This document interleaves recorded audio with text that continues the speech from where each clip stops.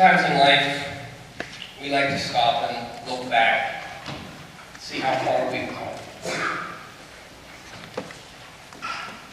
I did an exercise like that recently. I spent some time looking over my messages that I've given during previous Christmases. I wanted to see how my messages may have changed over the years. I wanted to see if there was anything that I hadn't thought about towards the beginning of my ministry that maybe became apparent to me later. There were a few differences here and there, but nothing too major, which, in all honesty, shouldn't surprise me that much. And it shouldn't surprise me for two important reasons. First off, I haven't been in ministry that long. I don't have the experience that other pastors do, and there are plenty of days when I wish I did. I've heard quite a bit from those who have been around a while, and I have a lot more to learn from them as well. However, there's something to be said for amateurs. There's something to be said for trying things a different way, for looking at something from a new perspective. In other words, being a novice isn't only about learning. It's also about thinking for yourself, about trying to figure out if maybe there's something you can add to the equation. That can be fun, but it can also be a bit scary, saying something new, trying something different. And that brings me to the second reason that I shouldn't be surprised that there are not too many differences in my Christmas messages over the years. And the second reason is because there are not a lot of differences in many Christmas messages in most churches. Now that might sound like a bold claim, and it is, but I make it anyway. I've read lots of Christmas messages from many traditions, in many time periods throughout history, and the vast majority are quite similar. That in and of itself is not necessarily a bad thing. Most of these messages tell the story of the birth of Jesus, a story that needs to be told. And it's at this time of year when we expect to hear it, when we need to hear it, both for the sake of tradition, as well as the need to hear once again that miracles do happen, that God has come to our world, and that He will come again. But as I read over these sermons, these messages, I realized they all focus on the important aspects of the story, but they don't dig too deep. We in the church like to say that we read Scripture, that we say we want to hear the story of Jesus, but what we don't say is that we don't want anyone to take us too deep into that story. And most pastors acquiesce and don't dig that deep. And it's a fault I share as well, because it's hard to dig deep. We like Jesus when He's comforting to us. We like Jesus when He promises us entrance to heaven. We like Jesus when He's welcoming the little children onto His lap.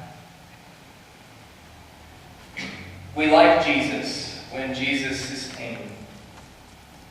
That's one of the reasons Christmas is so special and so meaningful for us, because it's a safe place. It's a safe holiday. Because at Christmas we celebrate the birth of our Savior. And we see the imagery of the baby in swaddling clothes, lying in a manger, surrounded by His loving parents and the cute animals. And we hear how the shepherds came to watch over Him. And we hear about the wise men from afar coming to bring Him gifts of frankincense and gold and myrrh. And we love this story, don't we? But we stop there. We don't dig any deeper. If we do, we find that there's a lot of room to dig. It begins with the first two sentences in the second chapter of Luke's telling of the story. In those days, a decree went out from the Emperor Augustus that all the world should be registered. This was the first registration and was taken while Quirinius was governor of Syria. Now, I remember reading that when I was younger and thinking that, boy, that's kind of odd. That here we're hearing this story about the birth of Jesus, and it starts out talking about the Emperor Augustus and some guy whose name I can't pronounce in a place I've never heard of before. And I wondered why in the world that was there in the first place. Now, a lot of people will say the reason it's there is because it gives us context. And that's true. It tells us exactly when the story we are about to hear happened. And that in and of itself means something. It means that this story is true. That the people we're about to hear about were real.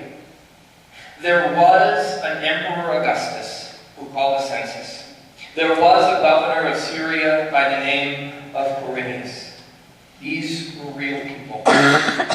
Flesh and blood, just like you and me. And because of that, Joseph, Mary, Jesus, the shepherds, the Magi, they were real too. Flesh and blood human beings.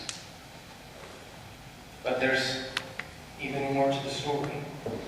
Mary and Joseph didn't live in Bethlehem. They were forced to go there because those in power gave them no choice. They had to have the baby in a manger. Now, when I ask you why they had to have the baby in a manger, no doubt you will tell me what every Sunday school graduate will tell you.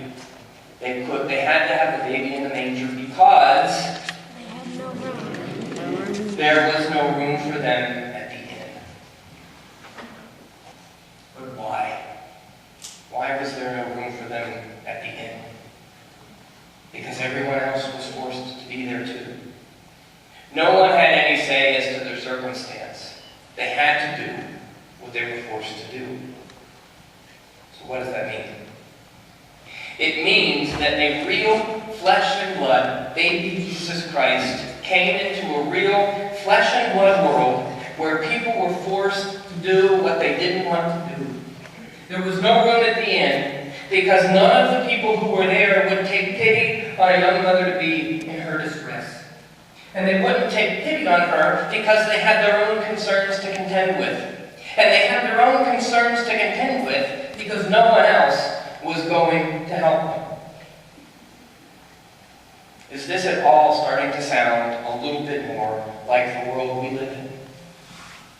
Because it should. It's wonderful and nice to celebrate a safe, tame Christmas. Don't get me wrong, I love that just as much as everyone else. But there's something important that we need to realize that sometimes gets lost in our joyful celebration. Jesus did not come down here to be with us with the single-minded purpose of helping us get to heaven. Let me say that again. Jesus did not come down here to be with us with a single-minded purpose of getting us to heaven. Now, that's what we recognize Jesus for. And yes, that is a key, fundamental part of our faith. And I'm not trying to lessen that. I'm not trying to overturn it. I'm not trying to make it seem like it is of secondary importance. The problem, though, is that for too long, the church has celebrated this Jesus, the one we come to worship today, that we see up on the altar, this safe, tame Jesus, the baby born in a manger, the one who comes to make sure we can get to heaven, and we stop there. That's the only Jesus we want to hear about. The church has failed horribly at the other message Jesus brings, the one that is just as important as the message of heavenly salvation. The problem with this other message is that it's not an easy one to speak, and it's a much harder one to hear. This other message is one that also begins at Christmas. It also begins with a baby boy born in a manger, two unwed parents, far from home against their will, without a place to lay down and give birth, save for the gracious charity of an innkeeper who had a sense of pity and gave them a cattle shed. The other message of Christmas is not about what Jesus comes to take us to. The other message of Christmas is that Jesus comes here in the first place. And not just that he comes here, but why. Why he comes here. The message, the second message of Christmas, is a message of revolution. Now don't get antsy at the mention of that word. I'm not talking about taking up arms and hunting down enemies. Not that kind of revolution. This revolution is a revolution against all revolutions. This revolution is come to put an end to the way we do things. This revolution is about changing who we are, how we see ourselves, and how we live together in this life. This is a revolution against the things that caused this baby to be born in the way that he was. It's a revolution against the kind of moral supremacy that made an unwed mother the object of so much scorn. It's a revolution against the kind of corruption of power that can force people to do whatever the powers that be want, with no regard whatsoever for their well-being. It's a revolution against the class warfare and stratification that normally would relegate the shepherds to be out there in the fields because they're not of the right ilk to mix with the respectable townspeople. And I can't forget the Magi. That's the best part. You know, the Magi were not Jewish, right? They were mystics. Most likely from, of all places, Afghanistan. This revolution is a revolution against the kind of tired, old religiosity that forces people to focus on what they fear from other faiths rather than what they can celebrate together with other faiths. Christmas is a joyous celebration, and we all have our traditions that we love. And one of my favorite traditions is music. Despite my youthful age, which is more and more becoming a figment of my imagination. But despite my youthful age, I love the old hymns. Away in a Manger, The First Noel, Silent Night. In my mind, it can never truly be Christmas without singing Silent Night in a church lit by candlelight.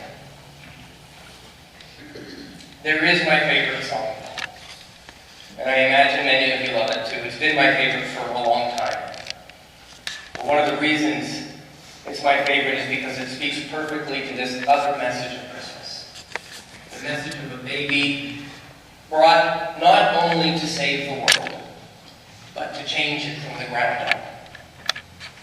O holy night, the stars are brightly shining. It is the night of our dear Savior's birth. Long lay the world in its sin and its error, pining till he appeared, and the soul could feel its worth.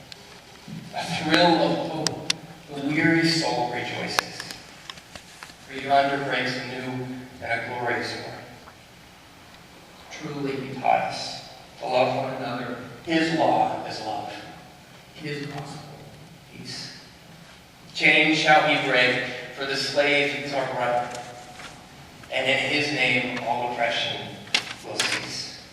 Sweet hymns of joy in grateful chorus raise we, let all within us praise his holy name. As we we go from this place this evening to celebrate this wonderful and joyous occasion with our friends and our family, let us not forget that the beautiful part of the message of Jesus is not only that we get to be with him in eternity, it's that we get to help him while we're here. If you were here this morning and you heard my message about Mary, you'll know that Mary was a tool. Mary was God's tool. She gave him a very special, he gave her a very special task. But he gives us tasks too, and ours can be just as special. Because the story that we celebrate today, that began 2,000 years ago in a cattle shed, is a story that's still being written, and each and every one of us has a part. The story is not over. So as we go from this place and celebrate, let us remember that we are part of that story. We get to be part of the greatest story ever told. And for that, we should sing shouts of joy. Amen.